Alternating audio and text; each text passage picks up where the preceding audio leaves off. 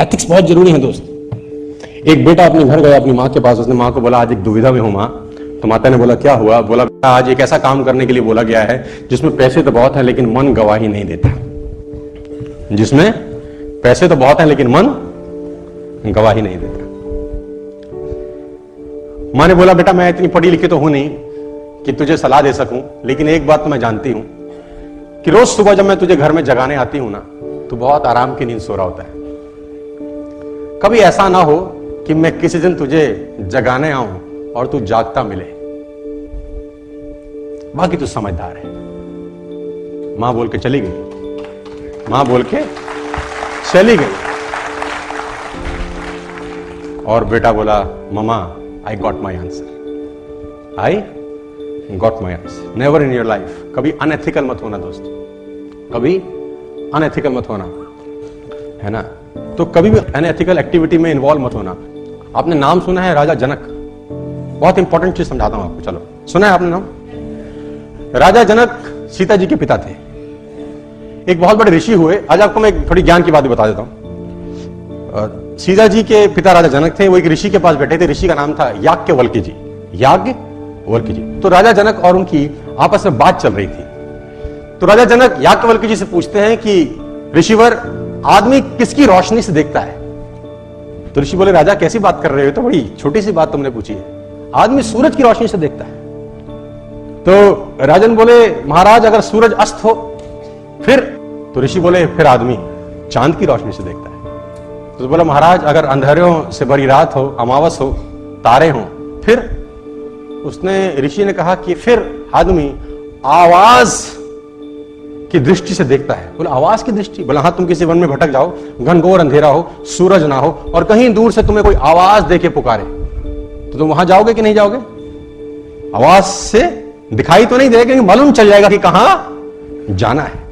तो फिर बोले अगर कोई आवाज भी ना हो, सूरज भी ना हो, चांद भी ना हो, तारे भी ना हो और आवाज भी ना हो, फिर आदमी किसकी दृष्टि से देखेगा? तो ऋषि ने बोला फिर आदमी आत्मा की नजर से देखेगा, जो कि होती नहीं है। और बड़ी अच्छी लाइन उन्होंने लिखी, मैं आपके लिए लेके आया हूं।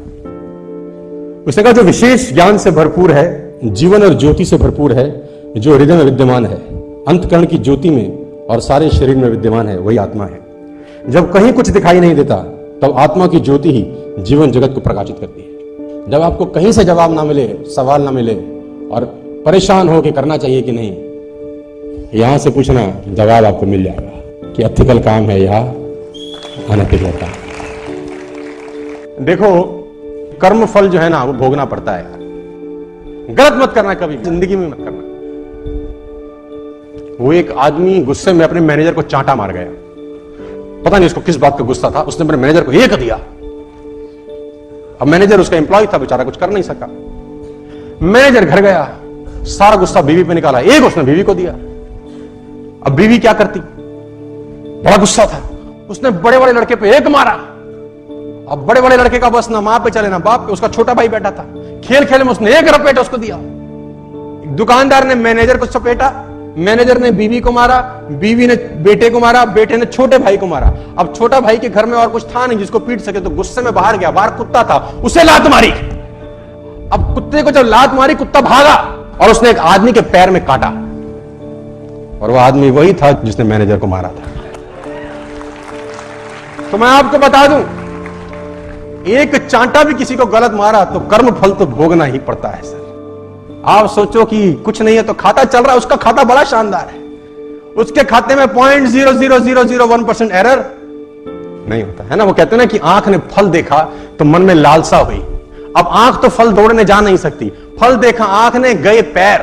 अब पैर ने देखा तो पैर तोड़ नहीं सकते, फल तोड़ा हाथ ने। जिसने देखा वो गया नहीं, जो गया उसने तोड़ा नहीं, जिसने तोड़ा उसने खाया नहीं, जिसने खाया उसने रखा नहीं, चला गया पेट में। और थोड़ी देर में जब माली ने देखा तो डंडे लगे पीठ को। पीठ ने बोला हाय मेरा क्या कसूर था, लेकिन जब डंडे लगे पीठ को तो आंसू निकले आंख से, देखा उसी ने था।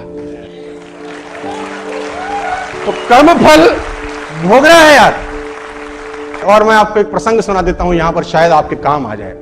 मैं 2 ग्रंथों से बड़ा प्रभावित हूं, रामायण और महाभारत, और मैं अक्सर इनकी बातें भी करता रहता हूं।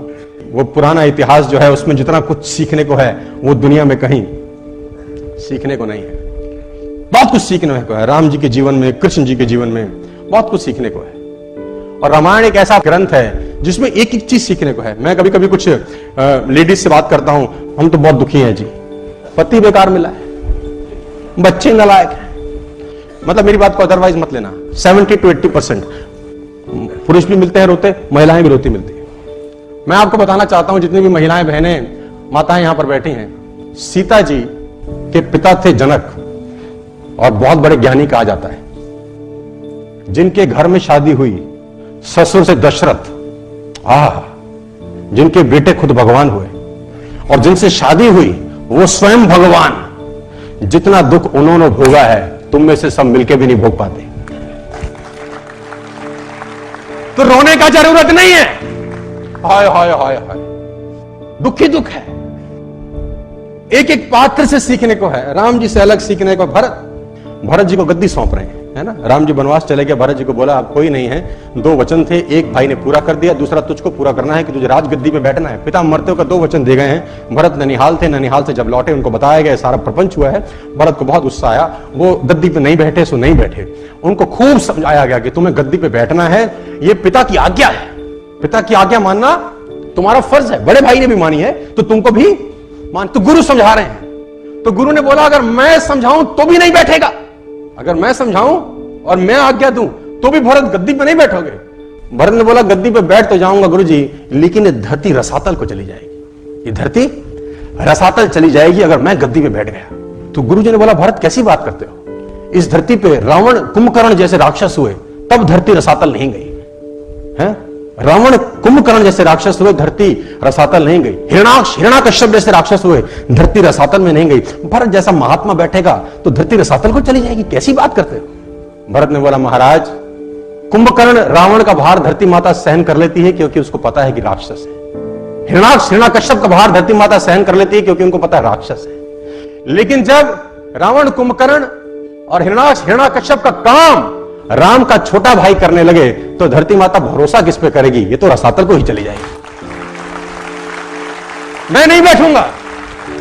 वो नहीं बैठे सो हमारा तो 4 इंची दीवार इधर उधर हो जाए बस, भगवान कसम कोट केस हो जाते हैं। इसीलिए आपकी हमारी चर्चा हमारे जाने के बाद नहीं होगी, युग बीत गए हम उनकी बात कर रहे हैं। यार ऐसा कुछ करके जाना चाहिए।